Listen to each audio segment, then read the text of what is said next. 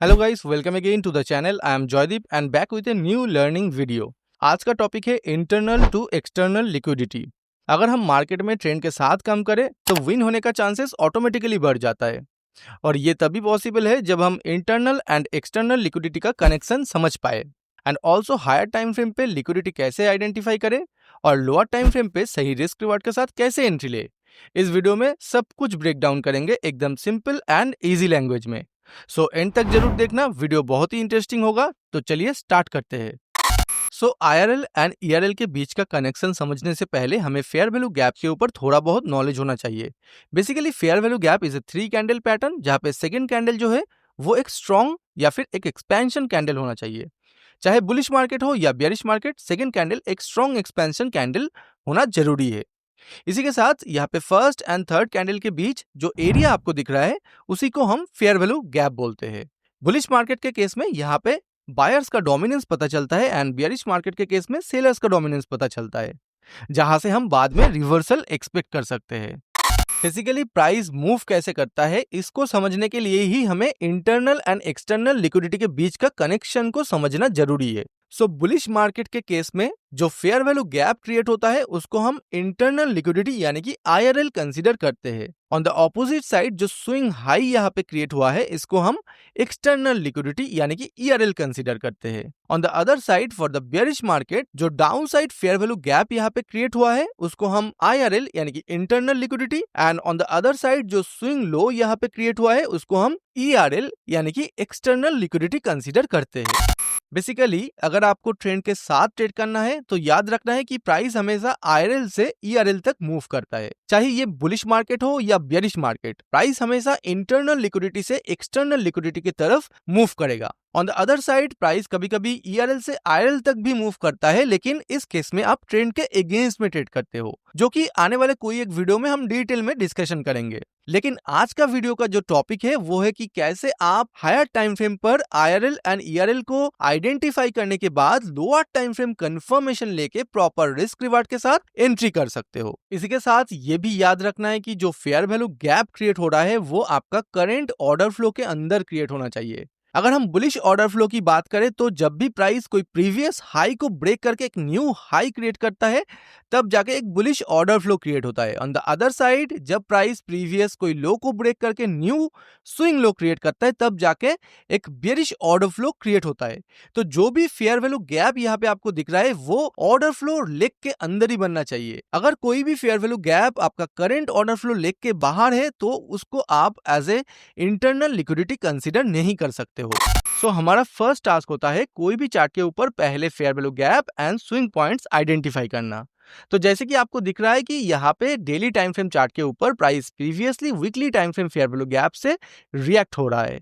तो जैसे कि हमने ऑलरेडी मेंशन किया है कि प्राइस ऑलवेज इंटरनल लिक्विडिटी यानी कि फेयर वैल्यू गैप से एक्सटर्नल लिक्विडिटी यानी कि स्विंग हाई की तरफ मूव करता है। लेकिन इस मूव करते टाइम प्राइस ने एक डेली टाइम फ्रेम के ऊपर भी फेयर वैल्यू गैप क्रिएट किया। अभी ये जो daily time frame fair value gap create हुआ है वो हमारे लिए डेली टाइम फ्रेम के ऊपर एक इंटरनल लिक्विडिटी की तरह काम करेगा। यानी कि प्राइस जब इस लेवल पे वापस ट्रेड करेगा तो यहाँ पे जो डेली हाई आपको दिख रहा है ये हमारे लिए होगा एक्सटर्नल लिक्विडिटी। हमारे लिए फर्स्ट टारगेट होगा डेली का एक्सटर्नल लिक्विडिटी, एंड उसके बाद टारगेट होगा यानी कि अल्टीमेट बायस जो होगा वो होगा वीकली एक्सटर्नल लिक्विडिटी यानी कि swing high on the weekly time frame. जैसे कि आप देख सकते हो कि प्राइस ने पहले डेली IRL को टैप किया, उसके बाद डेली ERL यानी कि इस हाई को टैप किया, उसके बाद ultimately price weekly swing high को भी अप्रोच किया, क्योंकि प्रीवियसली प्राइस वीकली IRL यानी कि वीकली फेयर वैल्यू गैप से ही रिएक्ट करते हुए आ रहा है। तो ऐसे ही हर एक टाइम फ्रेम के ऊपर आप अलाइनमेंट करके बहुत ही इजीली प्राइस का डायरेक्शन समझ सकते हो।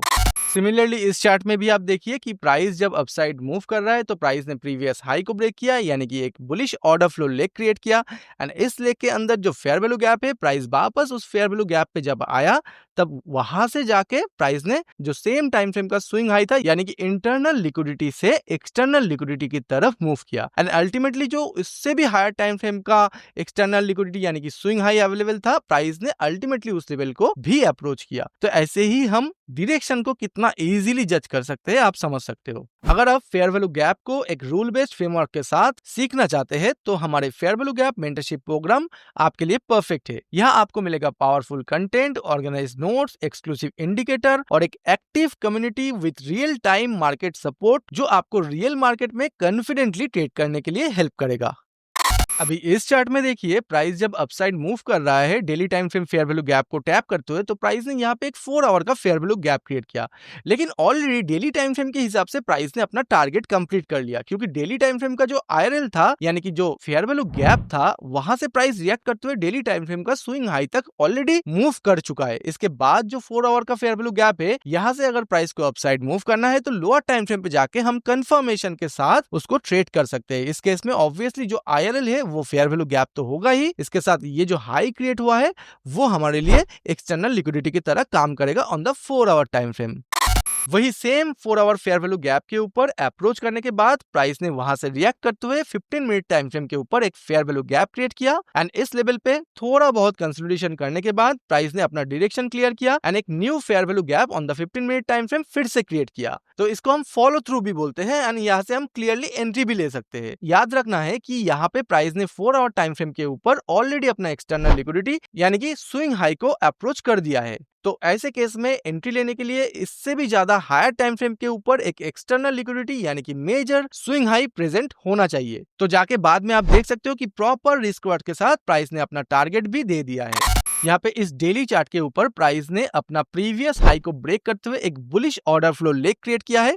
ऑल्सो यहाँ पे एक फेयर वैल्यू गैप भी प्रेजेंट है एंड प्राइस ने अभी फेयर वैल्यू गैप यानी कि इंटरनल लिक्विडिटी को अप्रोच किया है। ऑल्सो इस हाई के ऊपर एक्सटर्नल लिक्विडिटी भी प्रेजेंट है। तो हम सभी जानते हैं कि प्राइस इंटरनल लिक्विडिटी से एक्सटर्नल लिक्विडिटी की तरफ मूव करता है। अभी इस same daily fair value gap को अगर हम लोअर टाइम फ्रेम यानी कि 1 आवर पे जाके देखें तो हम देख सकते हैं कि price is reacting from this daily fair value gap and इस डेली फेयर वैल्यू गैप से रिएक्ट करने के बाद प्राइस ने 1 आवर टाइम फ्रेम पे फिर से एक फेयर वैल्यू गैप क्रिएट किया जो कि अपने प्रीवियस हाई को ब्रेक करते हुए एक bullish order flow leg lower time frame पर भी क्रिएट किया है एंड यहाँ पे जो ये हाई प्रेजेंट है वो हमारे लिए 1 आवर के हिसाब से एक्सटर्नल लिक्विडिटी है। क्योंकि price daily fair value gap से रिएक्ट करते हुए आ रहा है तो डेली के हिसाब से जो हमारा एक्सटर्नल लिक्विडिटी होगा तो उस हिसाब से हम इन सारे हाइस को टारगेट कर सकते हैं। यहाँ पे अगर आप देखोगे तो प्राइस ने इस 1 hour time frame fair value gap को अप्रोच करने के बाद इन सारे लिक्विडिटीज को ग्रैब किया है क्योंकि ultimately price daily fair value gap से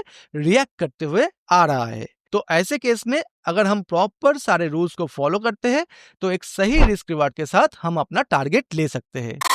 यहाँ पे हम देख सकते हैं कि प्राइस ने on the 4 hour time frame जब अपसाइड पे मूव कर रहा है तो यहाँ पे एक फेयर वैल्यू गैप क्रिएट किया है एंड इसी फेयर वैल्यू गैप से रिएक्ट करते हुए प्राइस ने अपना इनिशियल बायस यानी कि एक्सटर्नल लिक्विडिटी तक मूव किया है एंड बाद में प्राइस ने एक new fair value gap on the higher time frame यानी कि 4 आवर पे क्रिएट किया एंड फिर से इसी सेम फेयर वैल्यू गैप पे रिएक्ट करते हुए प्राइस ने अपना अल्टीमेट बायस यानी कि जो यहाँ पे मेजर स्विंग हाई प्रेजेंट था वहां तक मूव किया है। तो इसी सेम चार्ट को अगर हम लोअर टाइम फ्रेम पे जाके देखते हैं तो यहाँ पे जो फर्स्ट फेयर वैल्यू गैप था on the higher time frame तो वहां से रिएक्ट करते हुए आप देख सकते हो on the lower time frame price ने एक फेयर वैल्यू गैप क्रिएट किया एंड इसी सेम फेयर वैल्यू गैप से रिएक्ट करते हुए प्राइस ने प्रीवियस हाई का ब्रेक किया एंड एक बुलिश ऑर्डर फ्लो क्रिएट करने के साथ एक new fair value gap lower time frame पे क्रिएट किया जिसको हम फॉलो थ्रू बोलते हैं एंड ये हमारे लिए एक बहुत ही हाई प्रोबेबल एंट्री बन जाता है on the lower time frame. इसके बाद जो हायर टाइम फ्रेम का दूसरा फेयर वैल्यू गैप था वहां से भी रिएक्ट करते हुए प्राइस ने आप देखिए यहाँ पे एक new fair value gap on the lower time frame create किया एंड यहाँ पे भी प्राइस ने प्रीवियस हाई का ब्रेक करते हुए एक bullish order flow leg lower time frame पर क्रिएट किया है।